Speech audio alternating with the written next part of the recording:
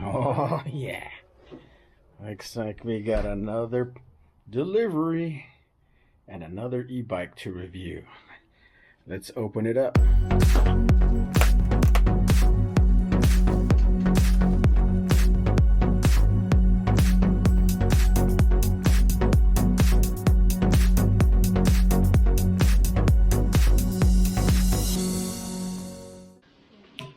What's up, guys? Welcome back to the channel. I have another e-bike review coming to you. This one's called the Cybertruck 100 by Metakoo.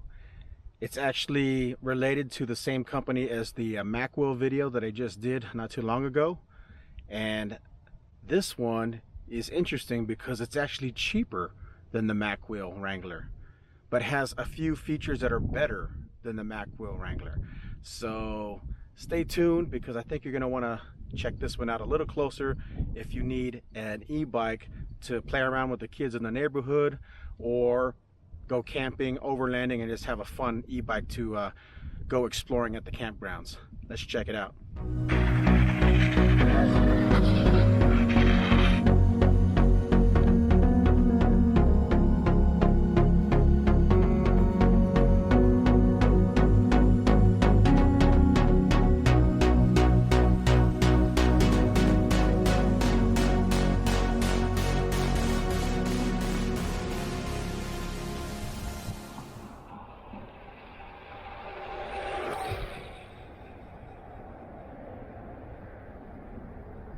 So this is a full-sized mountain bike style bicycle with an electric motor in the back hub here.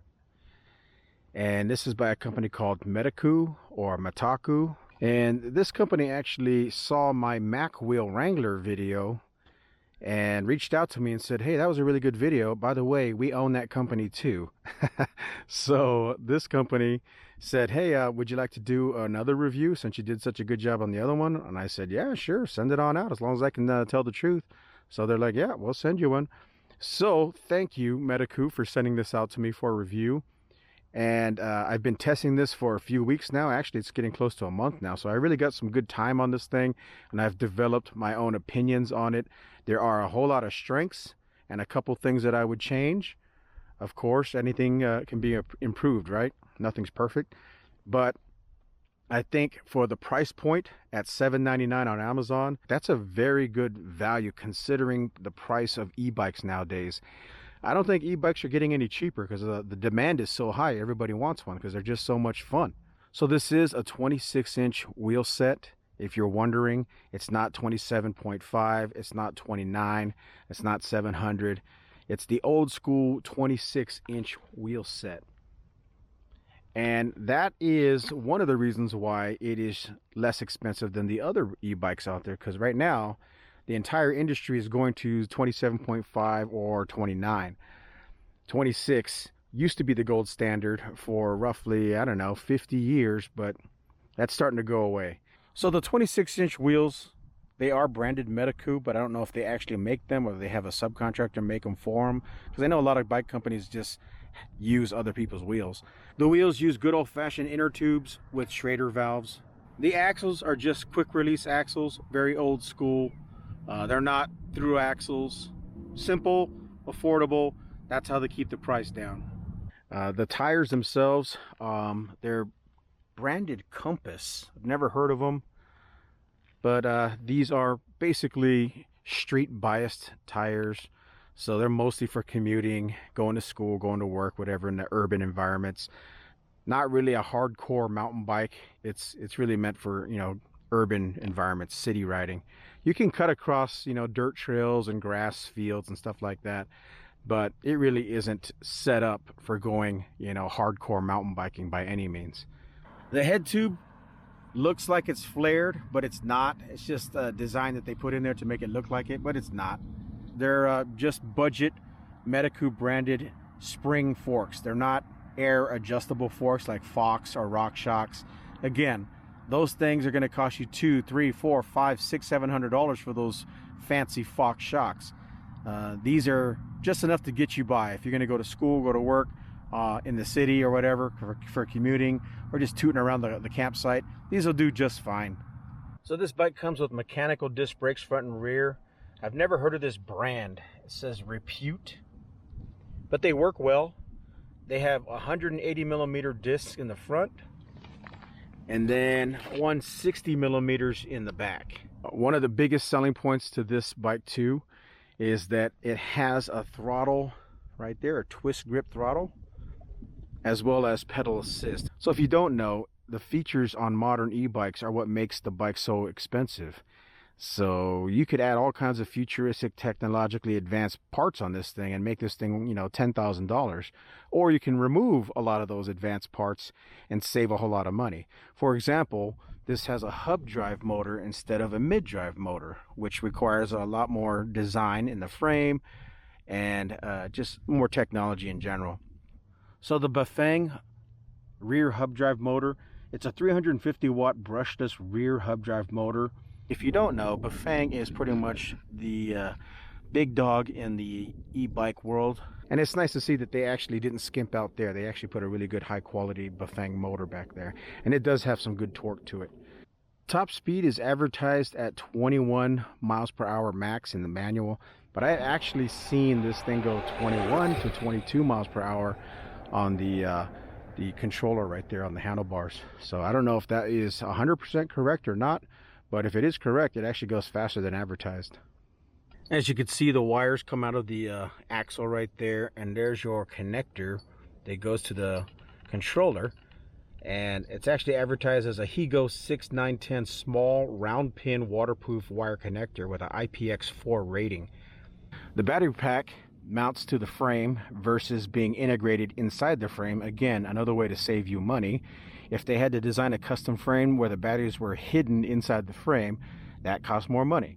These are lithium-ion rechargeable batteries inside here. I don't know how many are in there or who makes the batteries, but they are lithium-ion. This is a 36-volt battery pack, 10.4 amp hours. It says right there on that sticker. Comes with 2 keys. In the keyhole, follow the pictures. It says counterclockwise to unlock. Then you just slide it up. It comes right out. There's your connections right there. And here is a look at your controller right there. Nice and compact, almost invisible. You can't even tell there's a control module in there, but that's where your electronics are. To put it back on, same way, you just put it in here like this. There's only one way, it slides right down. Clockwise to lock, and you're back on. So here's a look at the charger. It's labeled MDA lithium ion battery charger. It has an output of 4 amps. That's what allows you to get that 3-hour quick charge on this battery pack. Here's the inputs right here. You just flip this to the side, and then you take this, line up the white arrow to the white dot, and it only goes one way, just like that. And then once it's done charging, pull that out, the door spring closes. It's actually spring loaded. You don't have to worry about a rubber flap wearing out and falling off. So one of the big upsides to going with a frame mounted battery system like this is that you can get bigger battery packs, theoretically, of course, if the frame can fit it.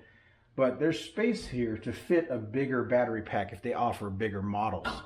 Or if you damage the battery pack, or you need a new one, or it just dies over time, you can buy a new one real easy. And a lot of people make these battery packs. They're kind of like almost standardized nowadays. Whereas if you get an integrated frame battery pack, that's it. That's the only battery that fits in that frame because it's proprietary. And usually they're smaller capacity too because they don't want to make them too big. So think about it when you're buying e-bikes. In my other e-bike review video, you guys asked me if you can buy batteries separately. And I can tell you on this bike specifically, they are going to release separate batteries. So you can buy these on their own sometime in April. So it's April now, 2021. So whenever you're watching this video, hopefully they have batteries for sale for you. I don't know how much they're going to sell them for though, but I know lithium-ion batteries are not cheap. So let's talk about the display. It's a little bit of an upgrade from the little LED buttons and lights that you see on the cheaper bikes. It has a little LCD display, which is nice. Hold the power button on for a few seconds and then it pops up there. And as you can see, There's a few things on here it tells you. It tells you battery life, which it has 1, 2, 3, 4, 5 bars. And then there's a big display here for the actual miles per hour that you're going. And then plus is how you increase the different settings. There's 5, so you can go 1, 2, 3, 4, 5 on your pedal assist, and bring it all the way back down. You can go to 0 if you don't want any pedal assist. And then you have your throttle. The Macwheel, you had to physically reach over here and tap it down to 0, and then you can access the throttle. This one, you don't have to thumb through the controls here to set it and then use the throttle. It's available at any given moment, and that's really nice. I've found that when I'm like going through technical areas, maybe going through some rocky areas or rooted areas or sandy areas, and I just need to power through something real quick, I can twist the throttle and do that, versus try to get my feet to get in the right position and get, you know, a quarter or a full turn to get the motor to react, because it's delayed on pedal assist. You can just twist the throttle and go, and that's nice. I really like that. That is an upgrade, I think, over the Macwheel. Another thing I noticed from a month of testing this bike is the torque is pretty good right off the line. I mean, it gets up and goes.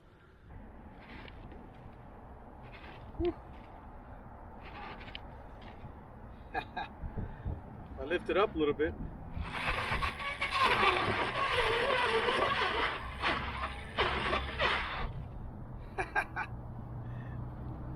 See if we can do some donuts.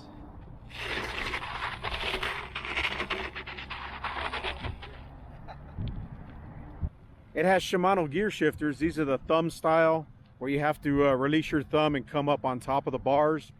That could be a pro and a con. I like the thumb levers to go on the bottom, but I will say the nice thing about it was the gears were set perfectly right from the factory, so I didn't have to adjust the gears at all. Here's something that's kind of cool. This has 3 chain rings up front, just like an old school mountain bike. A really tall gear, a middle gear, and then a little tiny gear for climbing. That's a throwback to the old school mountain bikes from back in the day. They don't make them like that anymore. A lot of bikes now are just a single chain ring in the front. They call it a 1x system. The shifter itself is definitely unique. I'm not used to this. It's just like a clicker, and you just have to click it into the right spot until you get what you want. So I'm in the tall gear now, and I'll click it to the middle one. There we go. There we go. You just have to find the right click. It's not an exact science here. There's no numbers. You just have to click it till you get it. Now let's go to the smallest gear for climbing. Just like that, and it drops down. So I've never seen a derailleur like that, but it works. It's not pretty, but it works. And if the battery died, you could absolutely ride this bike like a normal mountain bike, you know, with those little tiny granny gears. You could go uphill like a normal mountain bike. That's cool. I like that. That's actually kind of nice. The rear derailleur is a Shimano Tourney TZ. Again, not the lowest, not the highest. I've seen cheaper ones. At least it's a Shimano brand. It gets the job done. It has a protection bar here. That's kind of nice in case you bang this on something. For me, I kind of like these mostly for urban bikes, because when you're parking this at a school or at work on a bike rack, other bikes tend to hit your stuff. The handlebars are pretty narrow. I don't know the millimeters. I'm guessing maybe 500 or 600 millimeters wide. Very narrow, which is probably good for commuting, squeezing through cars and traffic. That's a good thing. And if you're wondering the diameter, if you want to upgrade, they're 38.1 millimeters. So if you want to upgrade to wider bars or better bars, look for 38.1 millimeter bars. The stem is branded Metakoo as well. Pretty long for my standards, but they do the job. So the frame looks pretty nice. Not too crazy over the top, but the welds look really good. The pedals are just low cost cage steel pedals, very small. It comes with a pretty good kickstand, I have to admit. And another thing I like, you can back pedal without hitting your kickstand. Quick release seat clamp for quick adjustments, that's nice, or taking it off if you're going to school or work. The seat itself, just a black seat that says Metakoo on it. The brake levers are aluminum and they have motor inhibitors. So when you squeeze the brakes, the motor will automatically stop. So another big selling point to this e-bike is that it's actually pretty light. The manual says that it weighs 45 pounds. That's actually pretty light for an e-bike. And then one of the last big selling points to this budget e-bike is that it comes with a 1-year warranty. So that's pretty good. A lot of these more budget bikes don't come with any warranties at all. Okay, so I've said it a million times now, this bike is not a hardcore mountain bike to go off-roading in the mountains, but I'm going to do it anyways. Like I said, this is more of a commuter bike for school and work. Here is a view of the street, so you can kind of see it comes up here in the dirt, and then it goes up this hill. It's really hard to see elevation in video, but it goes up a couple hundred feet all the way up to a water tower on the other side of this hill. I'm going to go ahead and drop it into the smallest gear in the front and then the largest gear in the back, and put it in level 5 pedal assist and go climb this mountain and ride on some trails. Again, this is not designed to do this, but I'm going to do it for you guys just to show you what it can do.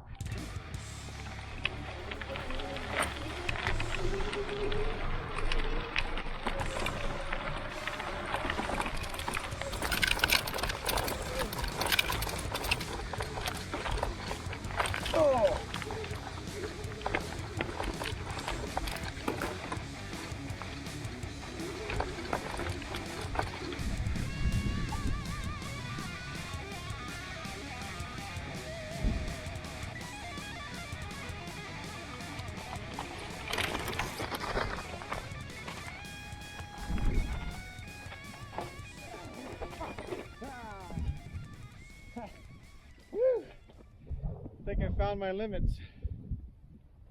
Too steep.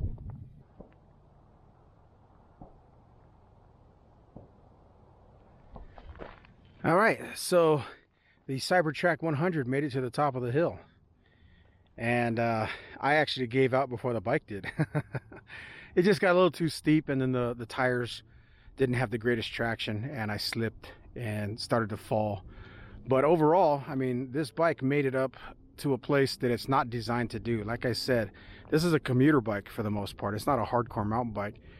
Yet I beat the crap out of it and it survived. Coming up here on these lava rocks. It's pretty cool. It made it. It's not broken. It survived. Alright, so I told you all the good things about this bike. The price is awesome. The Bafang motor is awesome. The quick recharge lithium-ion batteries are awesome.